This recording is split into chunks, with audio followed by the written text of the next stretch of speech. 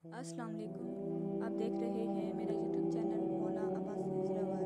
मैं शेयर करूंगी सैयद मौलाना नुसरत अब्बास बुखारी की बयानात। मोहतरम ऐसी है आदमी। आप देखें ना सेल्फी, अभी हमारे साथ लोग 1000 तस्वीरें खिंचवा लें, आप उसको DSLR से तस्वीर खिंचवा दें, मगर वो जाते जाते बोलेगा आगा साहब एक सेल्फी ले लूं मैं आपके साथ। सेल्फी जरूर। इस सेल्फी ने जो है ना सेल्फ खत्म कर दिया है। सेल्फ नहीं रहा इंसान के अंदर, असल खुद है ही नहीं। ये अब यही करता है इंसान, यहां से तस्वीर लेता है, यहां से लेता है, यहां से लेता है, माजरत के साथ खवारान से वो कोशिश करती हैं ऐसे जाविये से लें कि चेहरा बहुत पतला नजर आए। क्यों?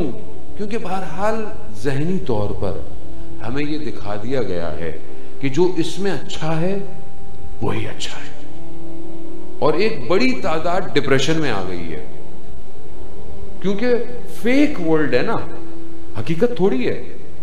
मैं किसी दीवार के साथ ऐसे खड़ा होकर तस्वीर खिंचवाऊं और बोलूंगा मैं फलानी जगह पर हूं, पीछे पता नहीं कुछ और हो, क्योंकि मैं दूसरों को देख रहा हूं। किसको देख रहा हूं इस टाइम? सबसे ज्यादा आपको पता है किसके पास फॉलोअर्स हैं इंस्टाग्राम पे?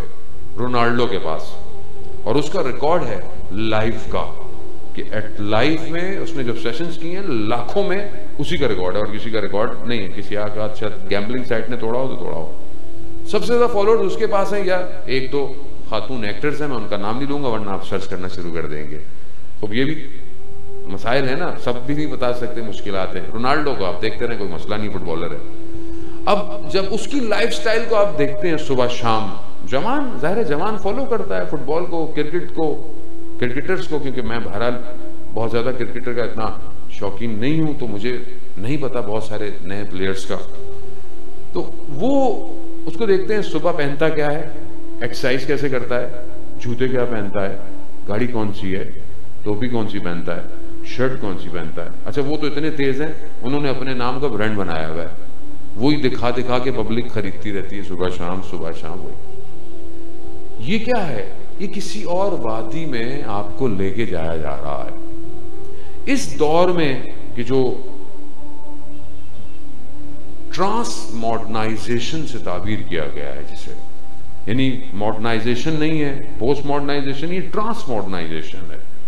इस दौर के अंदर एक इंसान, एक जवान का कल्ब कैसे पाक होगा, कैसे होगा? हजरत ईसा अलैहिस्सलाम का वाक़या कि आपकी खिदमत में कि अपने हवारियों के साथ एक शहर के जो है वो दरवाजे तक पहुंचे, उसकी दाखिल होने तक एक दीवार गिरी हुई थी, उसको हटाया तो देखा उसके अंदर हीरे जवाहरात थे। जैसे हीरे और अच्छे अच्छे पत्थर देके हवारियों ने उठाना शुरू कर दिए। हजरत ईसा अलैहिस्सलाम अपने हवारियों को डायरेक्टली और इनडायरेक्टली दर्स देते थे, सिखाते थे, और उसी की तरफ से उनकी जो तालीमात हैं वो फैलती रही। अब इन्होंने देखा कि ये तो इन हीरों के पीछे हैं, यानी दुनियावी पत्थर जवाहरात के पीछे हैं, तो उन्होंने कहा कि तुम लोग यहीं रुको, मैं शहर जा रहा हूं और मैं शहर से एक बहुत कीमती हीरा लेकर आऊंगा। ये रुक गए। हज़रत ईसा अलैहिस्सलाम शहर चले गए। शहर में पुराने गरीब इलाके में गए, एक घर में बोला कि मैं इस इलाके में आया हूं, आप मेहमान बनाएंगे। बूढ़ी सी खातून थी, वो जानती नहीं थी कि ये खुदा का नबी है।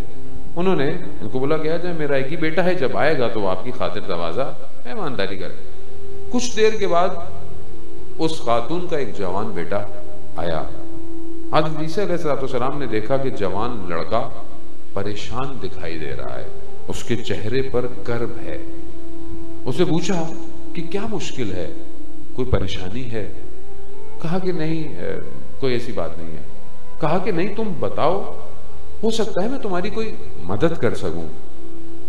तो उसने बताया कि मैं शहर के अतराफ में काम करता हूं, मजदूरी का, मिट्टी और ये सारे काम। एक कारवान गुजर रहा था, यकीनन कारवान जो था वो सुल्तान का, जो यहाँ का है, उसका था। हवा चली और एक सवारी से पर्दा हट गया महमल का। तो मैंने एक खूबसूरत लड़की को देखा, जैसे ही मेरी उस पर निगाह पड़ी तो मैं उसके इश्क में गिरफ्तार हो गया। अब जैसे ही मैं गिरफ्तार हुआ तो अब मैंने पीछा किया तो मुझे पता चला कि ये तो यहाँ के बादशाह का कारवान है और ये बादशाह की बेटी है। तो मैं तो मायूस हो गया, लेकिन गिरफ्तार हो गया। अब मैं कुछ कर तो सकता नहीं, इसी कर्ब में हूं और ये मुश्किल मुझे दिन ब दिन परेशान।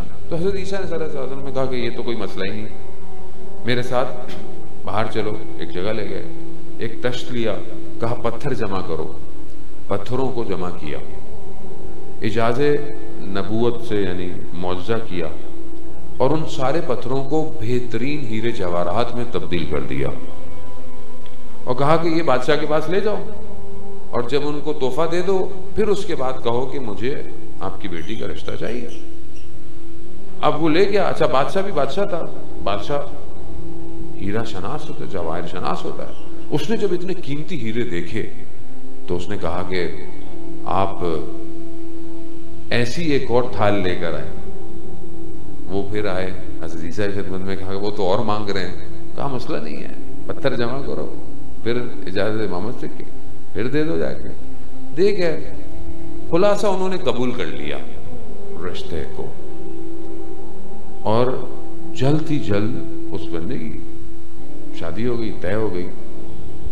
बादशाह ने देखा कि ये जवान बड़ा नेक जवान है। बादशाह ने अपना ताज उतारा और उसकी सर पे रख दिया। कहा कि हम तो बूढ़े हो गए, तुम ही संभालो। अब उसने हजरत ईसा को जानता तो था नहीं। उसने हजरत ईसा कहा कि अचानक से सब हो गया। तो हजरत ईसा ने कहा नहीं, अच्छा अब हम चलते हैं। कहा कहाँ जा रहे हैं? अभी तो वक्त आए हैं जिंदगी गुजारने का, आसाइशें गुजारने का, सारी चीजें करने का। जिस चीज के लिए ये तड़प थी उसे हासिल कर लिया। हजरत ईसा ने बोला कि नहीं, ये कमाल नहीं है, कमाल कुछ और है, हम उस कमाल के पीछे हैं। कहा कि वो क्या कमाल है? कहा कि वो खुदा की तरफ बढ़ना है, खुदा की तरफ जाना है, खुदा के लिए अपने आप को पेश करना है। तो उस जवान ने बोला कि आप अच्छे इंसान हैं, मुझे इसमें कामों में लगा के खुद जो है वो आप कमाल की तरफ जा रहे हैं। तो कहा तुम्हारी मर्जी है। कहा नहीं, मैं भी इसी तरफ बढ़ूंगा, इस खुदा की खातिर। वो जो सब मिला था छोड़ा और हज़रत ईसा के साथ चल पड़े। जब शहर के बाहर पहुंचे, अब हवारी इंतजार कर रहे हैं कि हज़रत ईसा को हीरा लेकर आएंगे। तो कहा हीरा कहाँ है? कहा ये जवान का दिल हीरा है। कहा क्यों? कहा इसके दिल में खुदा बसता है। खूब ये इस दौर में चाहिए अज़ीज़ान मोहतरम। हज़रत ईसा नहीं है, अल्लाहुम्मा सल्ले अला मुहम्मद। ज़ाहिर है हज़रत ईसा अलैहिस्सलाम तो नहीं है, लेकिन यूसुफ ज़हरा तो है। हज़रत ईसा भी आ ही जाएंगे उनके पीछे। हम देख नहीं सकते इमाम को, मगर इमाम तो हमें देख सकते हैं। तो अपने वजूद को हीरा बनाए ताकि इमाम हमारा इंतखाब करें। अगर वीडियो अच्छी लगी है तो वीडियो को लाइक कीजिए और चैनल को सब्सक्राइब कीजिए। जज़ाकल्लाह।